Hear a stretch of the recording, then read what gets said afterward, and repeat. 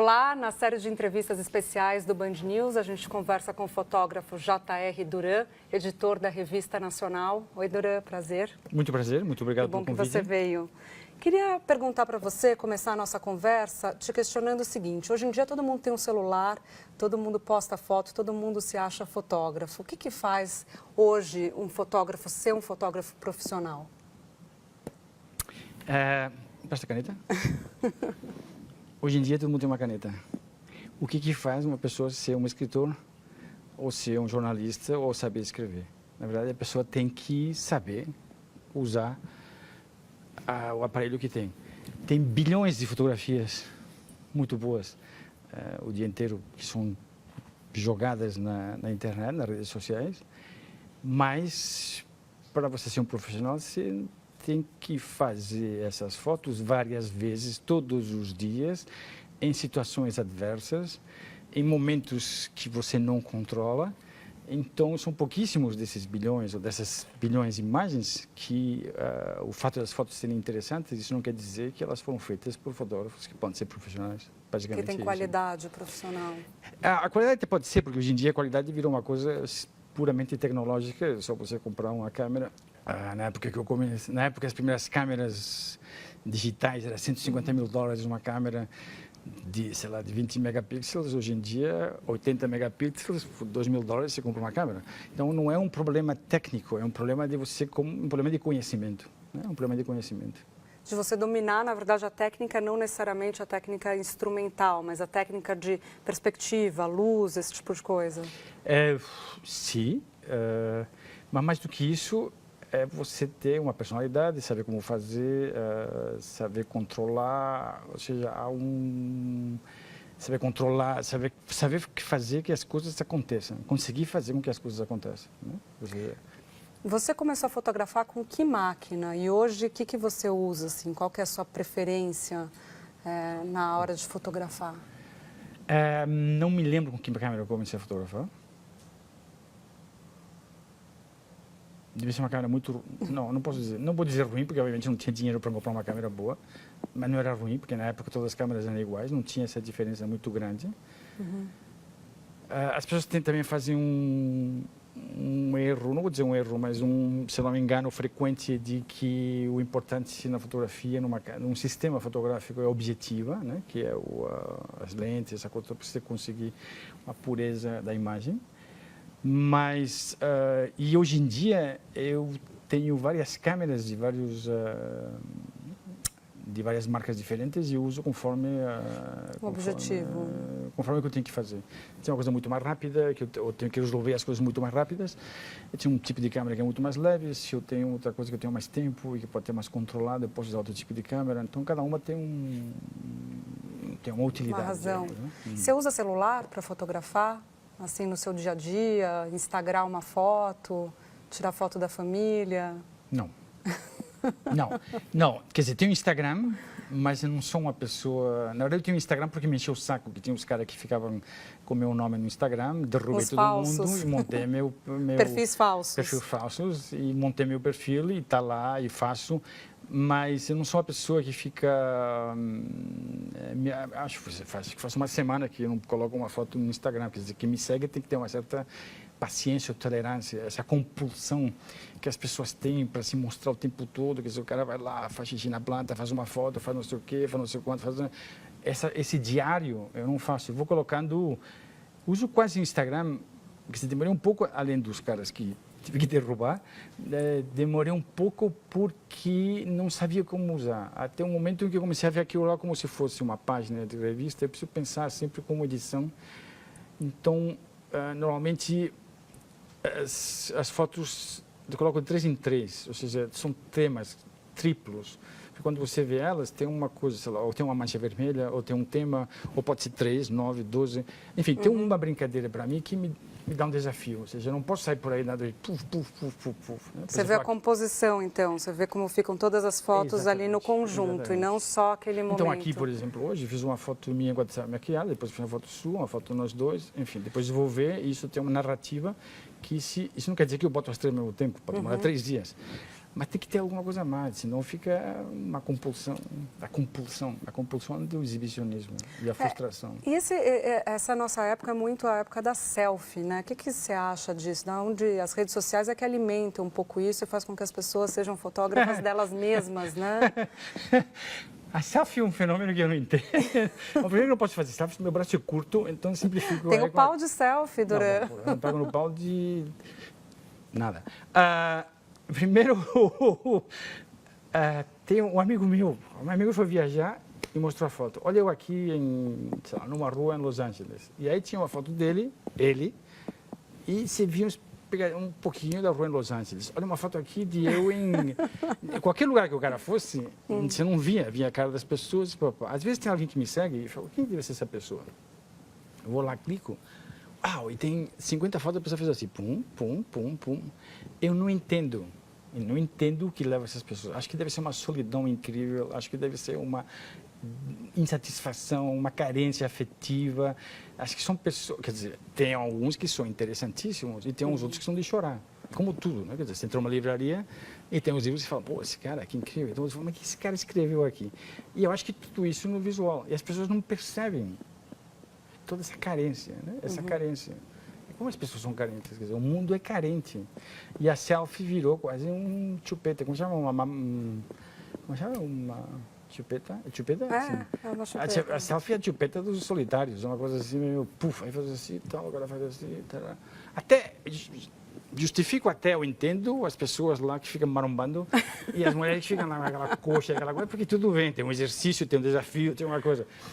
O espelho e a barra, mas é impressionante, porque é uma falta de... E aí as pessoas teriam que ver. Você já viu desculpa te interromper, mas você já viu, é muito comum também, junto com as selfies, as fotos dos pés das pessoas em férias. Já percebeu isso, não? Bom, já fiz uma foto dos meus pés no aeroporto com a minha mala. Não posso falar nada disso, porque eu já fiz isso uma vez. Mas, não, sim, tudo bem. Quer dizer, outro dia tinha uma foto de uma menina, sei lá o que levantou a saia e mostrou a calcinha. Bom, ok, me fala alguma coisa diferente. Mas é muito aflitivo, ele é muito aflição. É mas muito você aflitivo. Por sorte, eu não dependo disso. Você usa as redes sociais bastante. O Twitter, pelo menos, você é um... Mas o Twitter é diferente. Quer dizer, o Twitter é diferente. O Twitter você tinha que ser sharp ou engraçado tweet, né? Que, na verdade, o tweet, por um passarinho, não, mas o tweet, wit, mas você tem o wit, você tinha que ter um wit no tweet, de que era de você tinha que cativar um raciocínio rápido. Então, era quase uma coisa de salão, quase de Luís XIV, as pessoas, Luís XV, nos salões, aí faz uma frase ferina ou nota. Isso era divertido. E o que eu faço no Twitter ou o que eu faço no Instagram são coisas diferentes, ou seja, porque são maneiras diferentes que eu acho de se comunicar. De se comunicar, claro. Enfim, o Twitter foi... Mas o Twitter aconteceu que fui dos primeiros a usar Twitter, entrei no Twitter faz muito tempo, tenho 150 mil seguidores. Mas no Twitter aconteceu uma coisa engraçada, porque eu fui bombando seguidores. Falei, quando eu lançar um livro, 150 mil, fiz o cálculo, né? Quando você manda convites, se 3% não sei o quê. Falei, pô, se 3% de 150 mil compraram meu livro, eles vão ser um best-seller. E aí, finalmente saiu o livro. Teve um cara que respondeu. Ai, puxa, queria ganhar de presente. Então... Mas lá no lançamento não teve o pessoal que falava, te sigo, sou aqui porque te sigo no Twitter, e aí, enfim, não, te prestigiar? Não, acho que acabei fazendo um lançamento desse livro. Acho que acabei fazendo um lançamento. Eu li uma história muito interessante falando isso sobre as redes sociais, uma história interessante sua, que você contou que estava na fila do Museu Picasso, e que aí pediram para você tirar uma foto, aí você tirou a foto muito gentilmente, depois a pessoa foi checar, não gostou, reclamou. Mal sabia a pessoa que estava ali diante de um grande profissional, mas aí o que eu queria dizer, que depois tive que ficar explicando, o que eu queria dizer é o seguinte, era a falta de educação do cara. Ou seja, na verdade, mas conta o que você fez, qual foi a sua reação à segunda foto? Mas o que o cara foi lá, na verdade... Primeiro eu adorei um pouco a história, depois contar a verdade. Não era na fila do Museu Picasso, era na fila de um lugar para tomar um café, Você deu um ar de glamour. Mas eu falei, se eu te falar aqui que eu estou em Barcelona, eu vou ter que explicar muito, então eu sintetizei a coisa. Então eu coloquei na fila do Museu Picasso, mas eram uns caras que tinham virado à noite Eu tinha acordado, eu fui tomar café, os caras tinham virado à noite, eram uns caras que vinham cabelo vermelho, sei lá, uma coisa assim. Quer dizer, nada contra o cabelo vermelho, se está bem entendido, mas e aí tinha esse casal, esse cara chapadésimo, aí ele chegou e falou, faz uma foto minha. Eu falei, tá bom. Aí eu fiz e enquadrei de um jeito que eu achava que estava bom. Você fez mesmo, você se dedicou, você não fez de qualquer jeito. Não, você falou super bom monte, tinha acabado de chegar em Barcelona, era um negócio, era meu primeiro dia de férias. E aí, quando eu fui fazer, o cara falou, não, mas assim, super, mais para trás. Ficou te dirigindo. Como assim? Mas aí, o problema não é o dirigir, é a maneira. Não.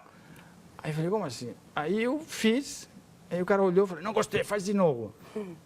Eu falei, para aí, mano, é diferente, né? Aí eu fiz, não sei o quê, eu fui bem para frente, levantei a câmera, cortei a cabeça dos caras e dei pro cara. O cara ficou puto, não sei o quê. Tá. A menina falou, você não pode falar com um cara assim.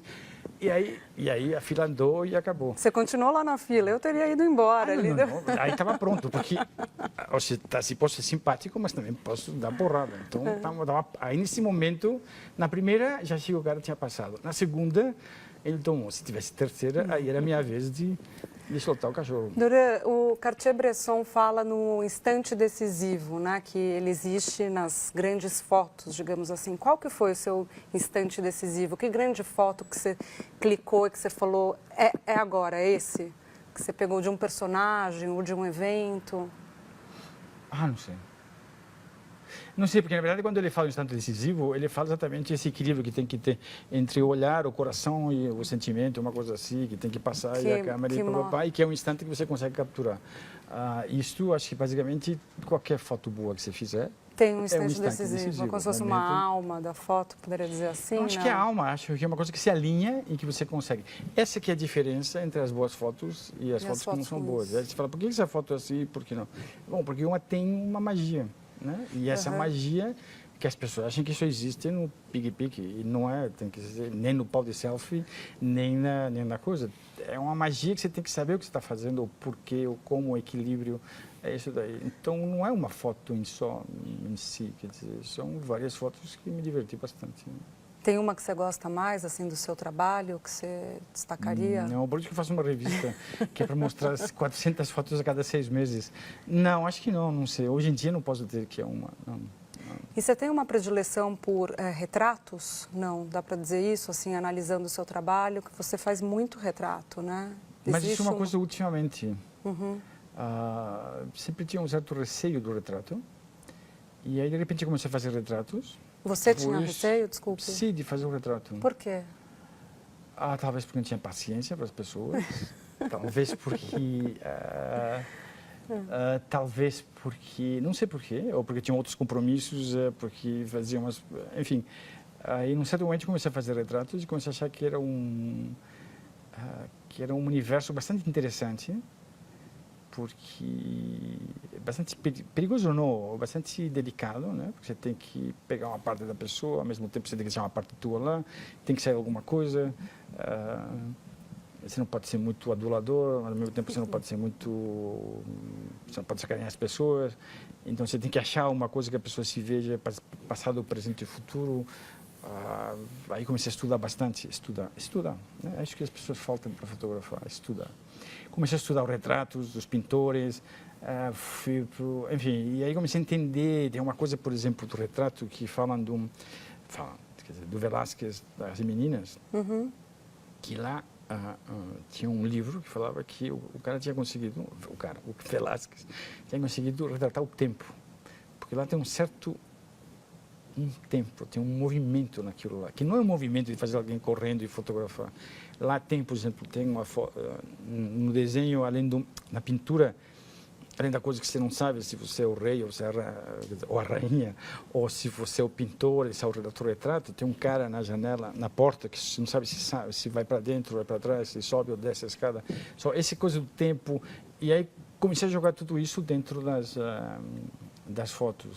Foi por isso que eu criei a Revista Nacional, para poder fazer os retratos. Como eu não era um fotógrafo conhecido para fazer retratos, eu criei para mim uma plataforma que não é digital, que é de papel, e aí criei uma plataforma para poder botar os retratos que eu achava interessantes, ou de pessoas que eu achava que podia tratar interessantemente. Fala um pouquinho sobre a Revista Nacional. Então, você trouxe aqui essa edição número 10, ela é uma revista semestral, né? Sim. E conta um pouquinho como é que nasceu essa ideia de fazer a revista. Você já falou um pouco, mas como que é o trabalho de confecção dela? Só você que faz as fotos? Como é que é? Sim, esse é um trabalho absolutamente egoísta, absolutamente autocentrado. Sou tudo, sou diretor de arte, sou editor, sou o cara que faz entrevistas. Quer dizer, às vezes tem colaboradores. Nessa daqui tem o Fernando Paiva, nessa daqui tem o Ronaldo Bressani com um texto, mas o resto eu invento jornalistas com perfis estranhíssimos. E invento histórias, enfim, tem artigos, tem opiniões e tem coisas. No fundo é tudo uma esquizofrenia absoluta. Uma esquizofrenia não, múltipla personalidade. Isso surgiu exatamente de uma necessidade de fazer coisas que ninguém me pedia. Uhum. Começou tudo tinha feito um livro, fui fazer um livro na Etiópia e percebi que tudo que eu fazia era na Etiópia, não sei o que, lugares assim. Eu tinha viajado, sei lá, 20 vezes em 5 anos para a África e para o Congo, não sei o quê, e percebi que não tinha coisas do Brasil. Então, que tudo que eu ia fazendo era muita coisa muito para fora. E eu percebi que podia fazer isso no Brasil. Então, tanto assim que a primeira capa da primeira revista são os índios Zoé, que são a tribo isolada que está no norte do Pará, e comecei a procurar temas brasileiros que fossem interessantes. Tive a sorte incrível de encontrar o Fernando Ullmann, da gráfica Ipsis Gráfica, que é quem imprime. Então, somos parceiros nessa coisa. Eu faço o conteúdo, ele imprime. E aí, a partir de um certo momento, que no começo era meio complicado explicar para as pessoas que tinha uma revista que ninguém conhecia. Era quase como falar de unicórnios. Todo mundo sabe que existem, mas ninguém viu. Aí, depois de um certo momento, quando as coisas começam a funcionar, então ficou mais fácil de ligar para alguém e falar: escuta, você queria fotografar para uma revista que 2.000 pessoas vão ver? E, enfim, é isso aí. E lá eu faço tudo que eu não posso fazer em outros lugares. Isso não quer dizer que eu seja frustrado em outros lugares, mas isso quer dizer que nunca vou me frustrar nos outros lugares, porque sempre tinha um lugar onde eu possa fazer o que eu quiser. Um playground, Claro. um jardim secreto, que não é tão secreto. E papel, né? Que hoje todo mundo deve te perguntar muito isso. Poxa, colocar em papel, né? A foto, que é uma coisa rara hoje em dia. A Todo única mundo... coisa que vai sobrar no mundo vai ser o papel. Na hora que o papel coreano vai lá ficando... em cima, o coreano do norte, apertar o botão, vai sumir todos os arquivos que você tem na nuvem, a nuvem para casa do E as caramba. baratas também vão sobreviver, dizem, né? Mas só vai sobrar papel. É o papel. Não existe a frase, tem uma frase que eu ouvi uma vez: documentos você faz como? Você assina um papel ainda, né? Você O coloca... cartório vai papel. Como é que você faz com as suas fotos? Quer dizer, você tem tudo digitalizado, você coloca algumas em papel também? O que você escolhe para ir para o papel? Imagina. Isso é o maior pesadelo do fotógrafo hoje em dia, é o arquivo. Eu tenho teras e teras, aí tem cópia de cópia, tem que duplicar, porque se der merda num desses aqui, como é que vai fazer? Então, tem que duplicar e tem que ir não sei quando. Então, mas são tudo HDs, teras de 4. Se bem que com o tempo também, que os HDs ficam maiores e o tamanho do arquivo fica maior. Então, não tem nenhum problema. E de qualquer maneira também não precisa guardar todas as fotos. Quer dizer, de uma série dessas fotos com a Fernanda Montenegro e a Fernanda Torres, são 8, 6, 7, o resto... Mas tem que fazer um trabalho de edição, né? Imagino que você, numa sessão dessa, quantas fotos você tira? 300. 300? E aí, dessas 300, você guarda 8? Mas você faz a primeira triagem ou tem alguém que faz para você a edição? Essa revista é minha, eu faço tudo eu. A primeira, a segunda, a última... Você tem uns assistentes que trabalham com você. Não, isso é muito pessoal. Isso é muito pessoal. Aí você escolhe 8 e joga as outras 292 fora. Não tem o que fazer. Você lembra do primeiro cara que pisou na Lua? Sim. E o segundo? Ninguém sabe o segundo. Ninguém sabe o segundo. Buzz Aldrin. O Buzz Aldrin acho que ficou dentro do foguete. Ninguém sabe quem fez as fotos de todo mundo lá. Ninguém sabe. Tem uma foto. O objetivo é uma foto. O resto, tudo bem, é uma. É o que o Nelson Piquet fala, né? O número 2, o segundo é o primeiro dos últimos. Não tem... Não, não tem problema, não tem problema. Dura, quem que você gostaria, quem que é uma personalidade hoje que você teria vontade de fazer retratos, pensando aí nessa fase sua de retratista, se você pudesse escolher, assim, fotografar? Ou o Papa, ou Putin, ou esses caras impossíveis, as pessoas impossíveis, porque deve ser interessante, quer dizer, Porque, ainda mais, eu aprendo com as pessoas que fotografo, né? Quer dizer, ou seja, absorvo Você deles. falou que você deixa um pouco e também pega Esse que é o pouco. princípio do duelo do retrato, né? Quer dizer, a pessoa se empresta para você, para fazer o que você, entre aspas, o que você quiser. Quer dizer, primeiro o tempo dela, e depois se arrisca o risco de que você faça alguma coisa que ela não... não acho que todo mundo aqui... Tem um par de pessoas que tenho certeza que não gostaram das fotos que eu publiquei na revista. Isso é muito delicado. Mas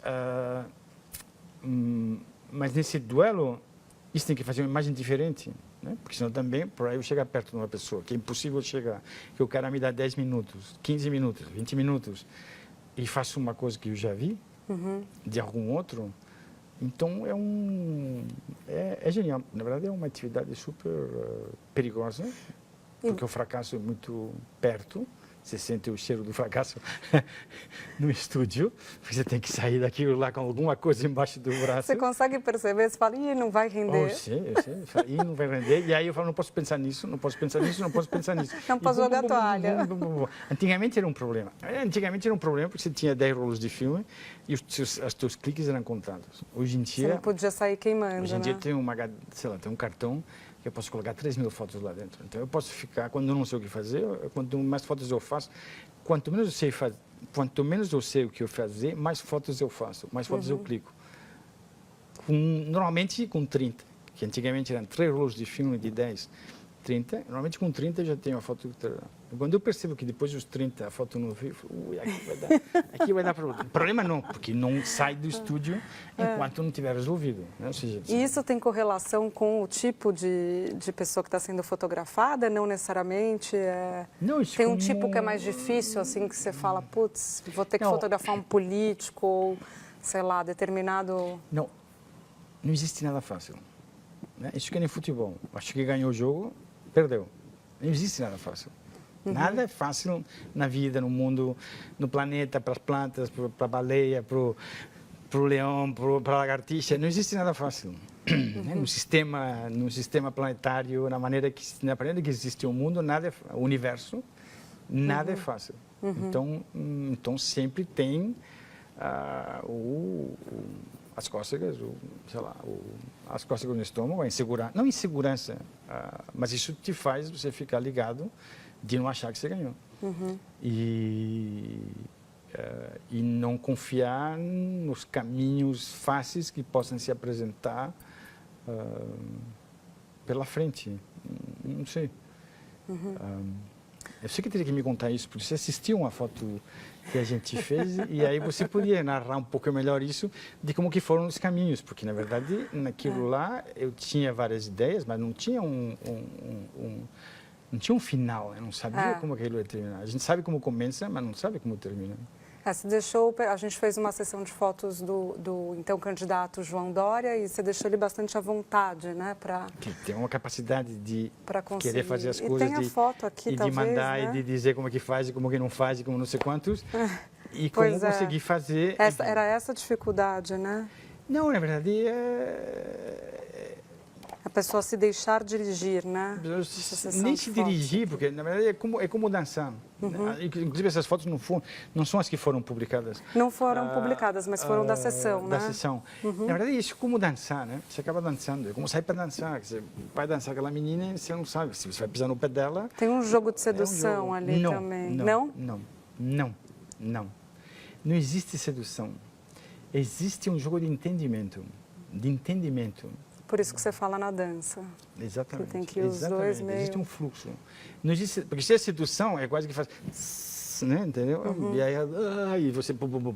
A sedução é o aproveitamento da pessoa seduzida. Não? O que existe aqui é um entendimento, é uma negociação, é um tratamento. E que você vai puxando a pessoa e que às vezes a pessoa... Tem pessoa que vai falar, não, isso eu não vou fazer. Ok, tudo bem, não tem problema. Né? Tá bom, ok. Mas... ou... como faço às vezes, escuta, desculpa, eu tinha uma ideia, eu não sei se você vai querer fazer, mas eu preciso te falar essa ideia, porque eu não posso te encontrar daqui 6 meses e te dizer que eu tinha tido uma ideia e você falar, puxa, se você tivesse falado, eu teria feito. Então, é uma maneira, é só como você se coloca respeitosamente para as pessoas, especialmente se são pessoas que têm uma visão delas mesmas estratosférica e como conseguir você colocar isso. É uma negociação. Tá certo, Duran. Muito obrigada pela sua presença aqui. Eu que agradeço a sua paciência.